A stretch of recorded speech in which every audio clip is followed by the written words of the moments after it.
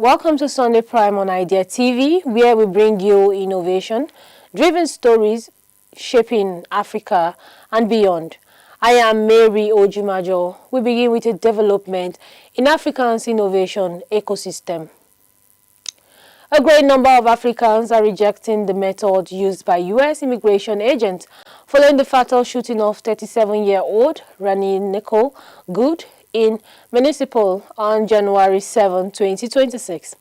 The incident has sparked widespread protest and renewed citizens of Immigration and Custom Enforcement, or ICE, with many comparing its tactics to those of a militarized police force. Public sentiment appears to be shifting across the political spectrum. Recent polls shows majority condemning ICE action, with one survey indicating 57% of voters disapproved, including 94% of Democrats and 64% of independents. Another poll found 46% of respondents knew support abolishing ICE, suppressing the 43% who oppose such a move. And let's take you to another story. The president of the Nigerian Baptist Convention, Reverend Dr. Israel, says recent U.S. airstrike on bandit hideouts have proven significant relief in Nigerians' fight against terrorism and banditry. He described the action as a driven intervention and said it was a boost for the country's security effort. Speaking to journalists in Gombe on Friday at the end of the 2026 International General Workers' Conference, Dr. Israel said the airstrike were not just for Christians, but for all Nigerians. He argued that seeking foreign assistance is not unusual, noting that nations often support one another in times of crisis. This brings us to another story in Liberia.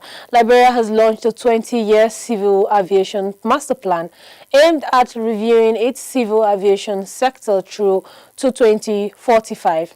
The plan focuses on strengthening safety standards, upgrading innovation infrastructure, and building local technical capacity through specialized training and international partnership.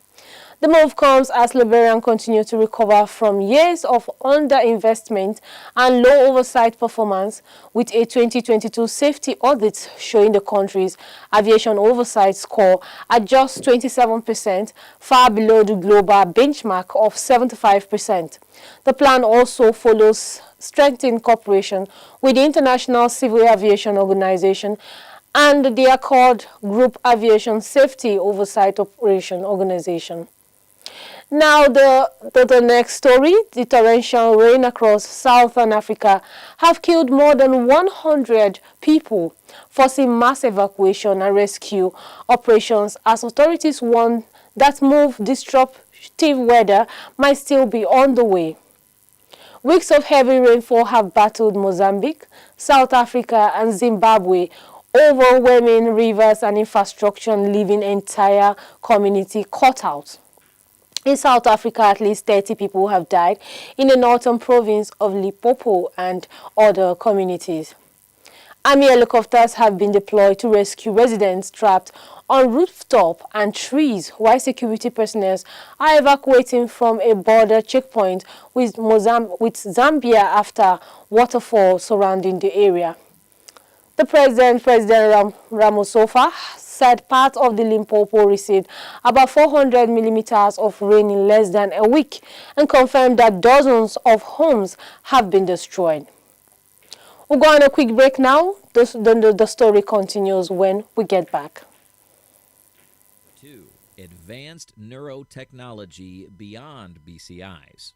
Brain-computer interfaces grabbed headlines when Neuralink implanted its first chip in 2024. But neurotechnology is much broader. Researchers are testing non-invasive brain stimulation to treat depression and PTSD, while companies like Kernel are developing helmets that can monitor brain activity with unprecedented detail. Clinical trials are exploring personalized brain therapies for epilepsy and Alzheimer's. In 2023, the U.S. NIH launched its Brain Initiative 2.0, investing billions in advanced neurotech. By 2026, these innovations could expand from medical use into wellness and cognitive enhancement.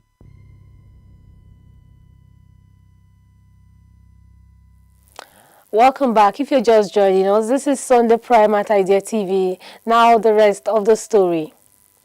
QATAR Airways flight on Friday night made an emergency return to Lagos Murtala Mohammed International Airport shortly after takeoff due to a technical fault. The aircraft carrying 260 people, including 240 passengers and 12 crew members, declared an emergency and was granted an immediate landing by air traffic control. The Nigeria Civil Aviation Authority confirmed the incident, describing it as an air return, while the Nigerian Safety Investigation classified it as a serious incident. The exact cause of the technical fault has not yet been confirmed. The Lagos State Emergency Management Agency said it received distress alert and deployed response team immediately. The aircraft landed safely and all passengers were evacuated without injuries. Authority also reported that the plane did not sustain any major damage during the incident. Before we call it a wrap, let's take another glance at the headlines. American Trump against ICE after MINNEAPOlis shooting. NBC President says U.S. airstrike offers relief in Nigerian security fight. And we brought to you that LIBERIA launches 20-year aviation master plan. We also said flood killed over 100 in southern Africa as rain intensify. And we also brought to you that QATAR Airways flight makes emergency return to Lagos. We have more updates across our social media platforms. Do well to connect to the headlines displayed on your screen. I am Mary Ojumajo, and thank you for watching.